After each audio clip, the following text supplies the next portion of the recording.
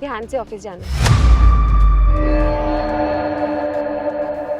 Ayush please आज office मत जाना। गेट के बाहर खड़े रह के पापा जी की सारी सच्चाई देख लेना। मुझे लगता है ना पापा जी मुझे घर से निकालने की कोई ना कोई साजिश करने वाले हैं। ठीक है पापा, चलता हूँ मैं।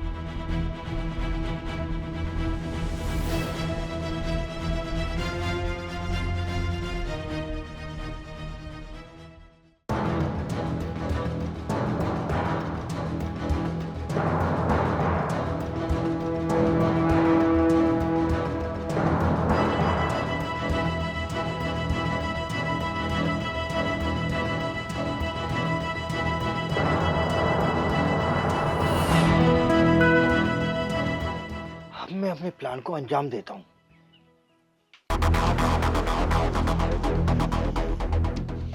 अब देखता हूँ तुझे इस घर से निकालने से मुझे कौन रोकता है।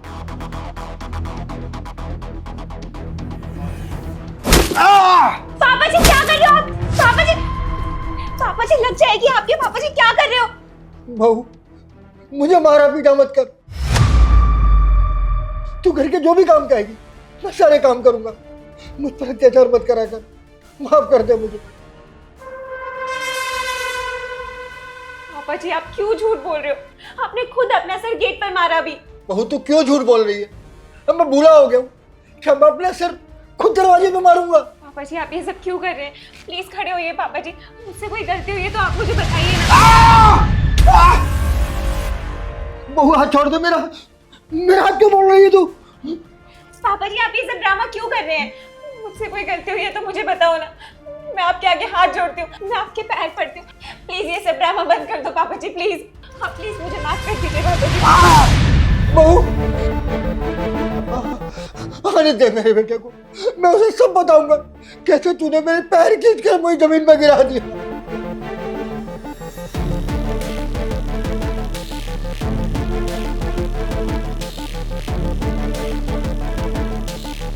अब देख बहू, तुझे इस घर से निकालने से ना ये कोई नहीं रोक पाएगा। ये सब क्या चल रहा है? गलत मेरे पापा हैं या शिवानी? कुछ समझ नहीं आ रहा। क्या करूं? कुछ तो करना पड़ेगा। देख रामू, मुझे साफ साफ बता कि बात क्या है। साहब यही सच है, मालकिन बड़े मालिक को मारती पीटती हैं और आपने अब तक खुद भी सारी सच्चाई देख ही ली होगी। देख रामू, मैं तुझे प्यार से समझा रहा हूँ, जो भी बात है साफ साफ बता दे, क्योंकि अगर तेरी बातें झूठी निकली ना तो तू काम से तो जाएगा ही जाएगा, और साथ ही साथ इस गलत काम में साथ देने के लिए तुझे जेल भी भिजवा सकता हूँ।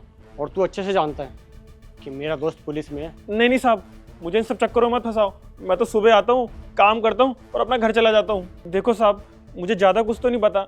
बड़े मालिक ने मुझे पैसे दिए थे आपके कान में लीड लगाने के लिए, उससे ज़्यादा मुझे कुछ ही नहीं पता। रामू, तो मुझे एक बात बता, तूने कभी अपनी आंखों से देखा है शिवानी को मेरे पापा को मारते हुए? नहीं साहब।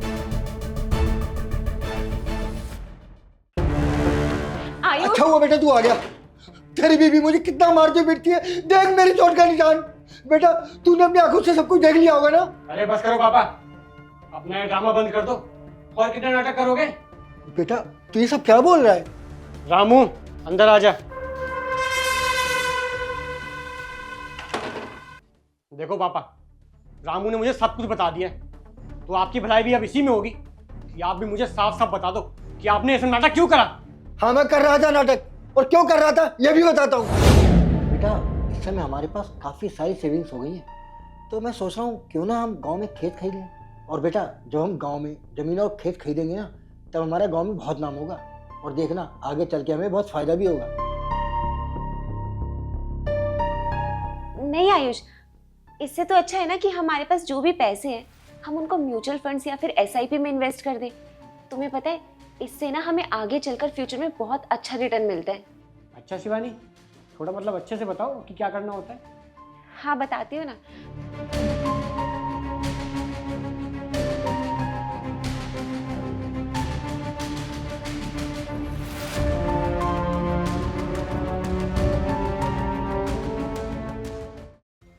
बेटा ये तूने क्या किया? सारी प्रॉपर्टी बहू के नाम कर दी? हाँ पापा, वो शिवानी बता रही थी कि इससे हमें स्टैम्प ड्यूटी और टैक्स रिडक्शन में बेनिफिट्स मिलते हैं। और आप टेंशन मत लो, शिवानी ने कुछ करा तो अच्छे के लिए ही करा होगा। चलो मैं चलता हूँ, हाँ, ऑफिस के लिए लेट हो रहा है।